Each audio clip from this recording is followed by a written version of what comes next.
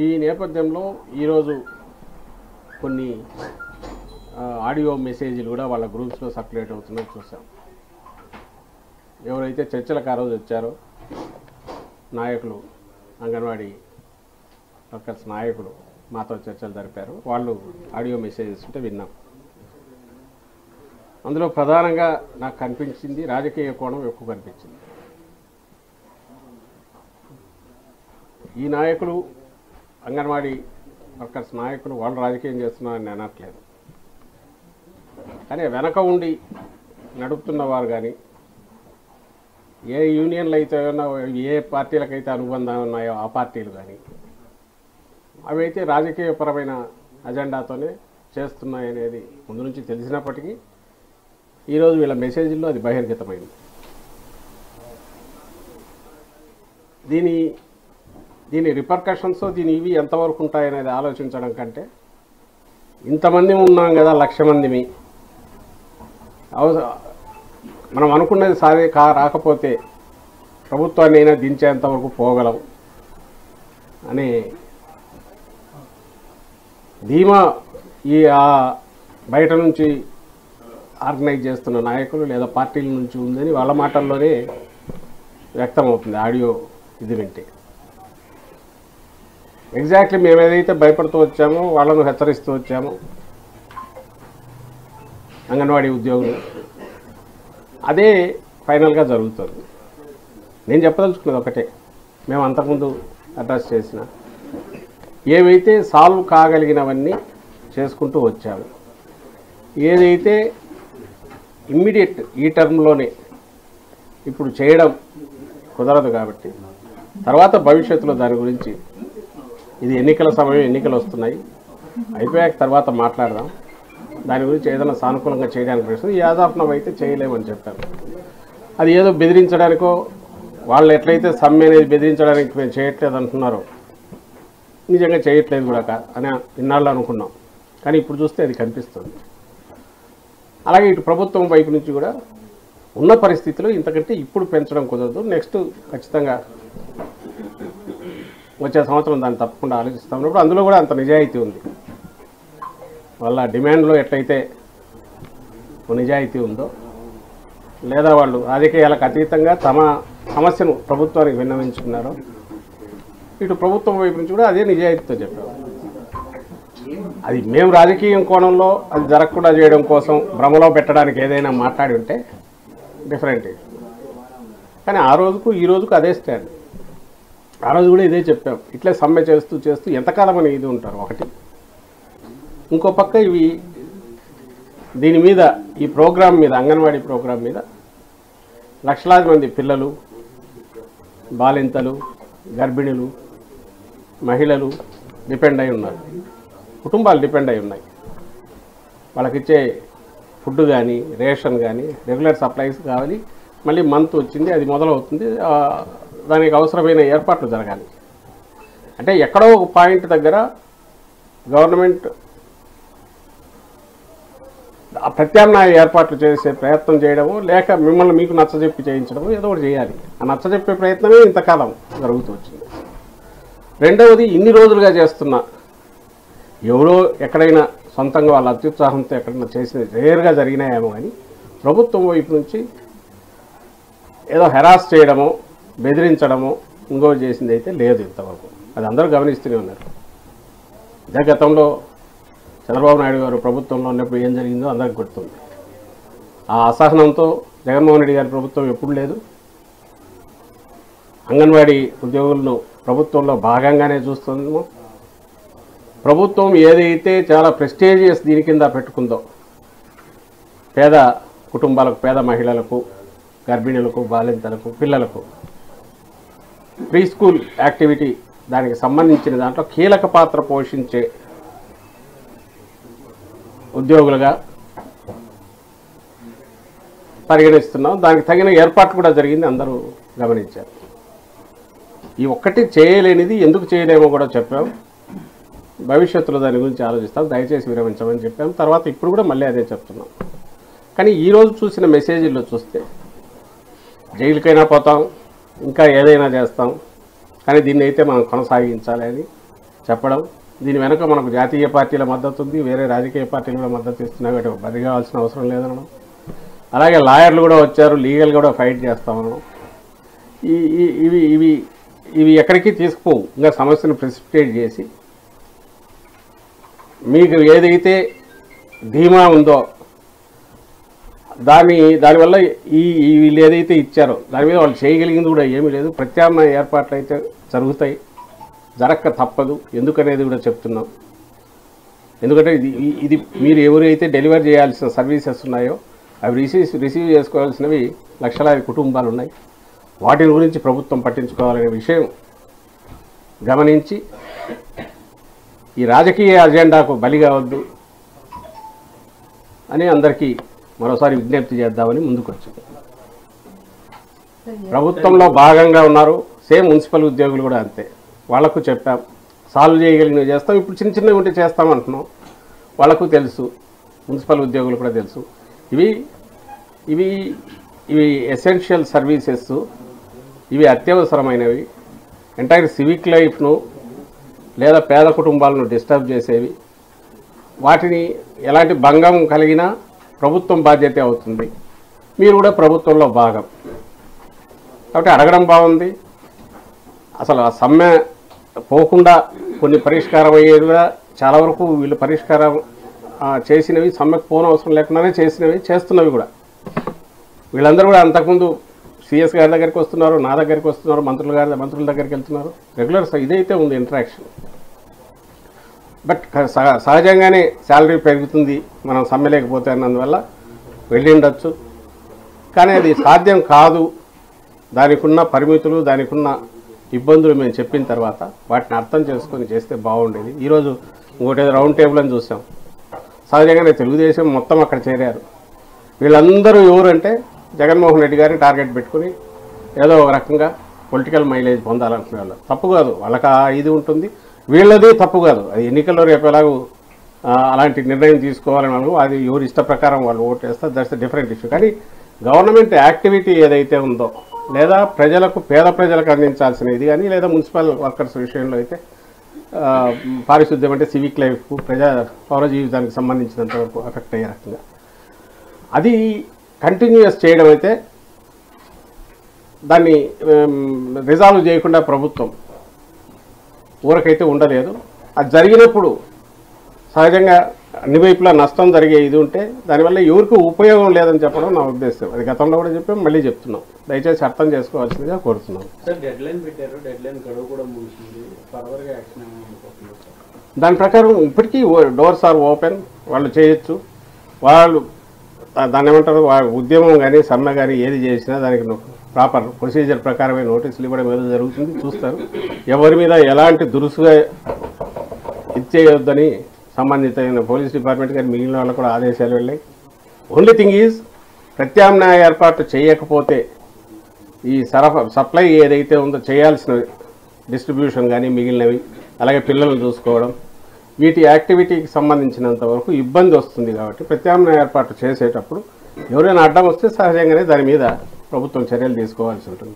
అంతకుమించి వీళ్ళు సమ్మె చేస్తున్నందుకో, లేదా రకరకాలుగా వాళ్ళు పరుషంగా మాట్లాడుతున్నందుకో, లేక మేము ప్రభుత్వాన్ని దించుతామన్నందుకో, అలాంటి వాటికి అయితే ఎవరు దురుసుగా ప్రవర్తించరు. ప్రభుత్వం వైపు నుంచి పూర్తి సమయవంతం ఉండమని ముఖ్యమంత్రి గారు చెప్పారు. గత ప్రభుత్వం అలా కాదు. అని బాధ ఏంటంటే ఆ మాటల్లో జైళ్ళకైనా వెళ్దాం, ఏదైనా చేద్దాం అనడానికి ఇది డీల్ చేస్తున్నది ప్రభుత్వంలో అంతర్భాగమైన మీరు ప్రభుత్వం మీదే ఇది చెప్పి చేయడం అంటే, చేయగలిగితే ఇప్పటికే చేసేవాళ్ళం, చేయలేని పరిస్థితులు నాటి అర్థం చేసుకోమని ఇటుపక్క అడుగుతుంటే ఇది తెగేంత వరకు లాగడం అనేది కరెక్ట్ కాదు. ఆ తెగేంతవరకు లాగడము, తెంచడము అనేది మీ వైపు నుంచి వద్దు, ఇటువైపు నుంచి ఆ ప్రయత్నం అలాంటి ఇది ఉండనే ఉండదు. గవర్నమెంట్ వైపు నుంచి మీరు చేయొద్దని ఉద్యోగులందరికీ విజ్ఞప్తి చేస్తారు.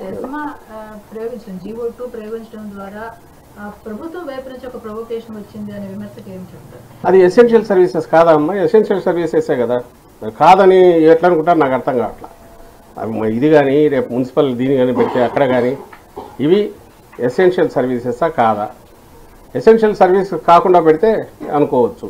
కాదని మేము అనుకున్నామంటే కాదని అనుకోవడానికి ఎట్లా? దానికి ఉంది, ప్రొవిజన్ ఉంది కాబట్టి. అండ్ ఈరోజు ఈ వేల లక్షలాది కుటుంబాలకు వీళ్ళకి చేరాల్సినవన్నీ చేరకుండా పోతే, ఆ పిల్లలకు అందాల్సినవన్నీ అందకుండా పోతే అది నష్టం ఎవరికి జరిగేది? నాట్ ఓన్లీ బడ్జెట్ ఇది కాదు, ఇప్పుడు వచ్చినవైనా సప్లై చేయకపోతే, మనం అనుకున్న ప్రభుత్వం అనుకున్నది చేయకపోతే, ఆ చేయాల్సిన అంగం ఏదైతే విభాగం ఏదో ఉందో అది పని చేయకపోతే, ఒక ఎసెన్షియల్ సర్వీసెస్ ఫెయిల్ అయినప్పుడు దానికి సంబంధించినంత వరకు ప్రభుత్వం దాని ఒకటి మూవ్ కాక కుదరని పరిస్థితి ఉంటుంది కదా, దాన్ని ఎందుకు అర్థం చేసుకోరు అంటున్నారు. లేదు మీరు మన చంద్రబాబు నాయుడు గారు చెప్పమనండి, ఇది ఎసెన్షియల్ సర్వీస్ కాదు, వాళ్ళ ఉన్నన్నాళ్ళు రోడ్డు మీద ఉన్నామని చెప్పండి, మీరు ఓవేళ పెంచకపోయినా కూడా, అలాగే పిల్లలకు అందకపోయినా పర్లేదు, అలాగే ఆ పేద తల్లులకో గర్భిణులకో బాలింతలకు వాళ్లకు ఈ గవర్నమెంట్ సపోర్ట్ అందకపోయినా పర్లేదు అని అంటారా? వాళ్ళు అనేది ఒకటే, అడిగింది ఇచ్చేసేయండి వాళ్ళు వెళ్తారు కదా అని అంటారు. పోనీ ఆయన ఏ రోజన్నా చంద్రబాబు నాయుడు ఆ రోజు ఇచ్చాడా? ఆయన ఎప్పుడు జగన్మోహన్ రెడ్డి గారు పాదయాత్రలో చెప్పిన తర్వాత అలాగే ఎన్నికల ముందు పెంచాడు. ఇటువైపు నుంచి ఏదైతే హామీ ఇచ్చామో జగన్మోహన్ రెడ్డి గారు రాగానే నెక్స్ట్ మంత్ దాన్ని తెలంగాణతో ఈక్వల్గా చేశాడు. తెలంగాణ దీనికి మించి పెంచాడు. ఆ తర్వాత 2 ఏళ్లకు ఎప్పుడో తెలంగాణ ప్రభుత్వం మళ్ళీ పెంచింది. దాన్ని పెట్టుకుని అక్కడ పెంచారు కాబట్టి ఇక్కడ మాకు పెంచాలన్నారు. అవి ఇప్పుడున్న పరిస్థితిలో రాగానే ప్రామిస్ చేసింది ఇచ్చేసాం కాబట్టి నెక్స్ట్ చూస్తాము. ఇప్పటికీ బడ్జెటరీ ఇది కానీ మిగిలిన వాటికి కానీ అంత కుదరదు, ఎన్నికలు కూడా వస్తున్నాయని చెప్పాము. So with all due seriousness పరిశీలించి చేయగలిగినవన్నీ 62 62 ఏళ్ళకి కానీ మిగిలినవన్నీ చేస్తూ వచ్చాం. అలాగే రిటైర్మెంట్ టైంలో సుప్రీంకోర్టు డైరెక్షన్ ఇచ్చింది, అంటే గైడ్ లైన్స్ వచ్చేంత వరకు పెంచుతామన్నాము. ఇవన్నీ జరుగుతున్నాయి. ఇది ఒక్కదాని దగ్గరే అవుతుంది. అది కూడా అన్యాయంగా అడిగినారు మేము ఆ రోజుల్లో, ఇప్పుడు చెప్పట్లే. బట్ ఇటువైపు నుంచి దాన్ని పెంచలేని పరిస్థితి ఉంది, దాన్ని అర్థం చేసుకోండి అని చెప్పాము. దాన్ని అది మేము ఏదైనా కమ్యూనికేట్ చేయడంలో ఇదే ఉన్నా, ఈ డిలే జరుగుతున్న నాళ్ళు ఇన్నాళ్ళు వాళ్ళు సమ్మె చేస్తున్నా, ఎలాంటి కఠిన చర్యలు కానీ అవి లేనప్పుడు దాన్నైనా పాజిటివ్ స్పిరిట్తో చూసి ఇప్పటికే వచ్చిండాల్సింది. లేదు ఇప్పుడు ఒక ఎక్కడో ఒక చోట ఒక కట్ ఆఫ్ ఇది వస్తుంది, అది వచ్చింది కాబట్టి ఎస్మా దీని కిందికి తీసుకొచ్చి ఎసెన్షియల్ సర్వీసెస్ కిందికి తెచ్చి నోటీసులు ఇవ్వడం ఇది జరుగుతుంది, మొదలవుతుంది, ఆ ప్రాసెస్ ఉంటుంది. ఇప్పటికైనా సమయం మించిపోయింది లేదు. అది రిక్వెస్ట్ చేద్దామని మీ ద్వారా మీడియా ద్వారా రిక్వెస్ట్ చేద్దామని వచ్చాం. దాన్ని దయచేసి అర్థం చేసుకుని వాళ్ళు కానీ అలాగే మున్సిపల్ వర్కర్స్ కూడా చేయగలిగినంత చేశాం. పట్టుదలకు పోకుండా ఇంకా చిన్న ఏమైనా ఉంటే వేరే పరిశీలించవచ్చు, that's not a different issue. కానీ సాలరీ పెంచడం అనేది ఇప్పట్లో కుదరదనేది దయతో అర్థం చేసుకొని సమ్మె విరమించాల్సిందిగా కోరాను. మున్సిపల్ ఇప్పటికైతే ఏం లేదు, చర్చలు జరుగుతున్నాయి, రిజాల్వ్ అవుతుందని అనుకుంటున్నాము. నిన్న మళ్ళీ కూర్చున్నాం. అంగన్వాడీ దీనికి సంబంధించి కూడా వాళ్ళు ఈరోజు మళ్ళీ వచ్చినట్టున్నారు సిఎస్ గారు, అది కూడా రిజాల్వ్ అవుతుందేమో అని ఆశ ఉంది. బట్ ఈలోగా ఈరోజు వాళ్ళ స్టేట్మెంట్లు కానీ పొలిటికల్ పార్టీస్ దాన్ని ఒక స్టాండ్ తీసుకోవడం కానీ, అలాగే మొన్నటి వరకు 19 వరకు అధికారంలో తెలుగుదేశం పార్టీ కూడా ఒక పొలిటికల్ స్టాండ్ తీసుకొని రావడం కానీ, అలాగే వీళ్ళ దాంట్లో కూడా ప్రభుత్వాన్ని దించేయగలమనే ఇది కూడా మాకు ధీమా ఇచ్చారు ఆ పార్టీలు అంటుంటే, అది ఎక్స్ట్రీమ్ పొజిషన్ అలాంటివి తీసుకోవడం ఉద్యోగులుగా ఉన్నవాళ్ళు. అది నిజంగా కరెక్ట్ కూడా కాదు. అండ్ ప్రయత్నం ఎవరైనా చేయొచ్చు, ప్రతి ఓటు దించడానికి వేయచ్చు లేదా నిలపడానికి వేయచ్చు. కానీ మేము 1,00,000 మంది ఉన్నాం కాబట్టి మేము కలిసి ఇచ్చేయగలం. అంటే ఇది 5 కోట్ల మంది ఉండే రాష్ట్రం. వాళ్ళు ఏదో ఆవేశంగానో ఇంకోదానికో రెచ్చగొట్టే రకంగానో పొలిటికల్ పార్టీలు చేస్తే ఆ ఉచ్చులో పడొద్దు, వాటికి బలిపశువులు కావద్దు అనేది మా విజ్ఞప్తి.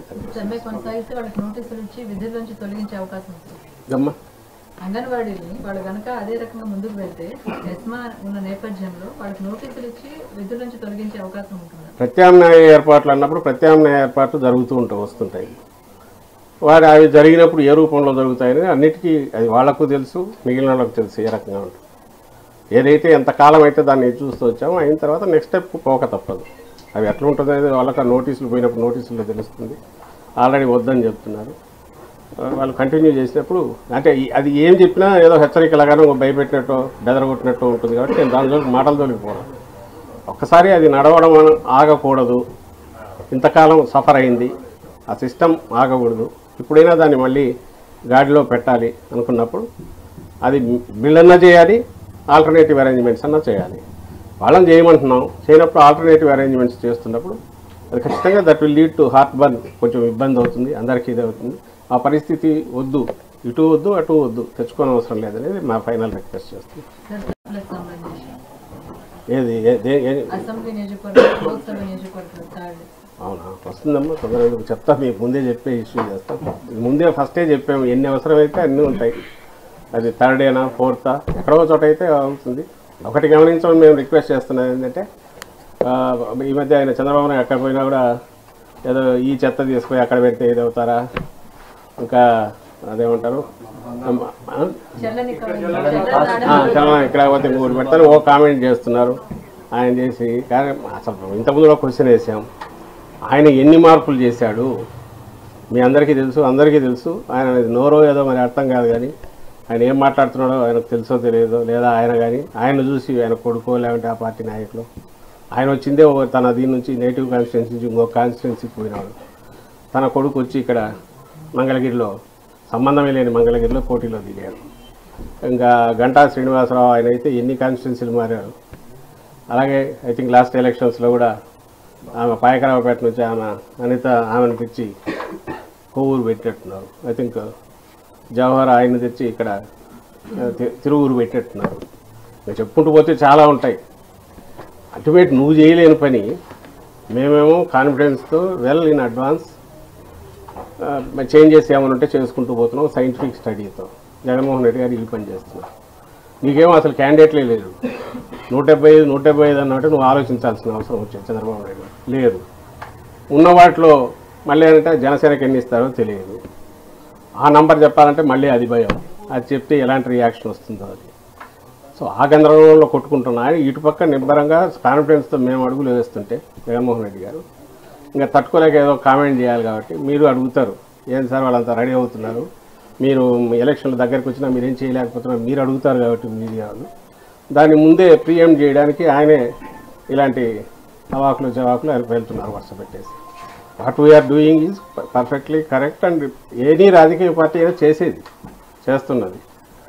సో అందులో మేము ఇన్ అడ్వాన్స్ చేస్తున్నాం. సో దట్ డస్ట్ సెటిల్ అయ్యి ఎవ్రీథింగ్ నార్మల్ వస్తుంది, మా టీం పర్ఫెక్ట్గా ఉంటుంది, మా కాన్ఫిడెన్స్. అది ఆయన ఎందుకు చేయలేకపోతున్నాడో ఆయన చెప్పాలా చంద్రబాబు నాయుడు గారు. సో ఆయనకు చేత కావట్లా. రెండవది లేరు, ఉన్న వాళ్ళు ఆల్రెడీ మొదలు పెడుతున్నారు. నిన్న మొన్న ఇక్కడ విజయవాడలో జరిగినట్టుంది, నిన్న ఎక్కడో బద్వేల్లో లాస్ట్ టైం కంటెస్ట్ చేసిన స్టేట్మెంట్ ఇచ్చాను. అవి చూసుకొని మేము వాటి గురించి మాట్లాడట్లా, ఎందుకంటే సహజంగానే ఉంటాయి ఏ పార్టీలో. మేమేమో వీళ్ళు చంద్రబాబు నాయుడు కానీ ఆ పార్టీ కానీ ఆ ఎల్లో మీడియా కానీ మా దగ్గర ఎవరైనా కొంచెం ఇది అయిపోతే మొత్తం కంప్లీట్ కేయాస్ వచ్చినట్టు, వైఎస్ఆర్సీపీ ఏదో అయిపోయినట్టు వాళ్ళు ప్రచారం చేసి సంబరపడిపోతున్నారు. కానీ ultimately you have already failed. అంత earlier you failed the state Chandrababu Naidu, and now also as a party కూడా వాళ్ళు ఫెయిల్ అయ్యారు. ఫెయిల్ అయినందుకే ఆయన పవన్ కళ్యాణ్ గారి వాళ్ళలో గడ్డము పట్టుకొని తనను మోసి మళ్ళీ సీఎం పదవిలో కూర్చోబెట్టమని ఆయన పట్టుకున్నారు. పోనీ అక్కడ ఎన్ని ఇస్తారో కాన్ఫిడెంట్గా చెప్పలేకుండా అన్నారు. ఆ గందరగోళం వాళ్ళని వాళ్ళు తెలుసుకోగలిగితే, లేదా తెలుసుకొని ఒక స్పష్టత వాళ్ళు రాగలిగితే అప్పుడు వాళ్ళు పోటీలోకి వస్తే నిజంగా ఒక పోటీ ఉన్నట్టు మేము ఫీల్ అవుతాం. మా వరకు మేము any election is we are appealing to public. ఆ పోయేటప్పుడు ఒక స్పష్టత ఉండాలి. మా విధానాలకు స్పష్టత ఉంది. జగన్మోహన్ రెడ్డి గారి లైన్ ఆఫ్ థింకింగ్కు, ఆయన విశ్వసనీయతకు, పార్టీకి, ఇంక్లూడింగ్ మేము ప్రజెంట్ చేసే 175 టీంకు ఆ విశ్వసనీయత స్పష్టత ఉంది. కాబట్టి ఖచ్చితంగా అవతల ఎవడొచ్చినా మేము రెడీగా, లేదా అందరు కట్టకట్టుకొని వచ్చినా రెడీగా ఉండేంత ధీమాతో మేము ఉన్నాం. కాబట్టి అది ప్రజలు కూడా అర్థం చేసుకున్నారు. కాబట్టి whatever we're doing, wrong interpretations ఏమొచ్చినా వాటిని నమ్మొద్దని విజ్ఞప్తి చేస్తాం.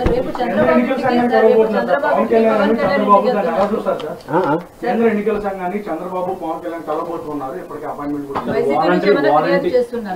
వాళ్ళిద్దరూ కలిసి రేపు సీఎస్ని కలిసి ఫిర్యాదు చేయబోతున్నారు. వైసీపీ నుంచి ఏమైనా కంప్లైంట్ ఇవ్వబోతున్నారు. వాలంటీర్లని అలాగే ఉద్యోగుల్ని వెన్నికలు తప్పించాలనేది ఫిర్యాదు ప్రధానంగా చేస్తారు. వాలంటీర్లు అనేవాళ్ళు ఉద్యోగులు కాదు, ఒకటి సచివాలయ ఉద్యోగులు ఎనీ ఉద్యోగి state government employees are state government employees. వాళ్ళు వచ్చేసి దాని గురించి వీళ్ళ తలకాయలో ఏదో ఉంది, దాన్ని పెట్టేసి అది ఈసీకో లేక రాజ్యాంగానికో వాళ్ళు ఆపాదించో వాళ్ళు ఏదో స్టేట్మెంట్లు ఇస్తే దానివల్ల ఏం ఉపయోగం ఏముంది. వాలంటీర్లు ఉద్యోగులు అయితే కదా. అండ్ వాలంటీర్లు ఉద్యోగులు కానప్పుడు ఎన్నికల డ్యూటీలు ఎందుకు పాల్గొంటారు? ఎన్నికల డ్యూటీలో పాల్గొనరు. ఎన్నికల్లో ప్రజాస్వామ్యంలో ఎన్నికలు ఇంపార్టెంట్. వాళ్ళు పౌరులుగా, మామూలు పౌరులుగా వాళ్ళ అభిప్రాయాలకు అనుగుణంగా పనిచేస్తారు. అంటే వాలంటీర్ అనే పదంలో మాట్లాడి ఉన్నప్పుడు దాని మీద వీళ్ళు అనడం ఏంటి, వాళ్ళని ఏదో మేము వాడుకుంటున్నాం అనడం ఏంటి, దానికి ఏమైనా అర్థం లేనిది. దాన్ని తీసుకెళ్ళి ఈసీకి పెడితే పాపం వాళ్ళు ఏం చేస్తారు, ఎలక్షన్ కమిషన్ నుంచి పెడితే. So that is entirely there. అంటే నేను కూడా రాంగ్ ఇది ఇవ్వడానికి ట్రై చేస్తున్నాను అనుకుంటున్నాను. వీళ్ళు ఇప్పుడు కాదు, 4-5 నెలల నుంచి మొదలు పెట్టారు. ఎలాగో పుట్టి మునిగిందని తెలుసు. రేపు ఎన్నికల్లో ఇంకా ఆ అకౌంట్ ఓపెన్ అవుతుందో లేదో కూడా డౌట్ వాళ్ళకు. 23 కూడా వచ్చే ఛాన్స్ లేదు. సో ఇప్పుడు నుంచి ఒక గ్రౌండ్ ప్రిపేర్ చేసుకుంటున్నారు. నిజంగా చేస్తున్నది వాళ్ళు, మేము ఆధారాలతో సహా చూపించాం. ఏదో myparty.com ఏదో పెట్టుకున్నారు, దాంట్లో అంతా ఎక్కించుకుంటున్నారు, పర్సనల్ డేటా కలెక్ట్ చేస్తున్నారు. ఇళ్లలోకి వెళ్తే కొంతమంది గొడవలు కూడా చేశారు, మా పర్సనల్ డేటా మీకు ఎందుకని. ఇవి అందరికీ తెలిసినాయి. ఈ ఆధారాలతో సహా మొత్తం పెట్టాం. అలాగే వాళ్ళ సంబడి ఎవరినో అపాయింట్ చేసుకుంటే అతను లక్షలు అంటే ఆల్మోస్ట్ దాన్ని ఏమంటారు, ఎలక్ట్రల్ రోల్స్ కంప్లీట్గా ఇచ్చినట్టు ఇచ్చారు. ఇవన్నీ బోగస్ ఓట్లని. అవి కిందికి పంపిస్తే లక్షల్లో అవన్నీ జెన్యున్ ఓట్లని మళ్ళీ కింది నుంచి పైకి వచ్చింది.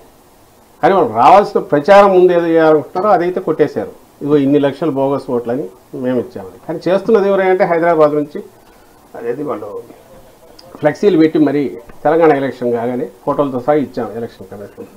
ఇక్కడ అయిపోయింది కదా, అక్కడికి పోదండి అని చెప్పి అందరికి పిలిపించారు. మీరు చూసింటారు సోషల్ మీడియాలో కూడా వాటి రండి మేము ఆర్గనైజ్ చేస్తామనేది వచ్చాయి. అది ఇక్కడ ఓటర్ రిజిస్ట్రేషన్ చేయిస్తామని బరి తెగించి ఆ బండగా ఆ రోజు చేసినారు. ఈరోజు ఇప్పటికి అపోజిషన్లోనూ కూడా చేస్తున్నారు. తెలిసినవే ఆ విద్యలు తెలుగుదేశం పార్టీ. కానీ కంప్లైంట్లు మాత్రం మొత్తం మా మీద పెట్టి అక్కడి నుంచి ఇక్కడ వరకు పొదలు వేసిన నుంచి కట్టలు ఇస్తున్నారు. ఎందుకంటే నేను అనుకోవడం అయితే ఈ రేపు పోయిన తర్వాత ఎందుకు పోయినారంటే అది అంతకుముందు ఈవీఎంల మీద పడినాడు. ఒకసారి ఓడిపోతే ఈవీఎంల మీద, ఓటర్ లిస్ట్ మీద ఇవి చూపించి మేమంతా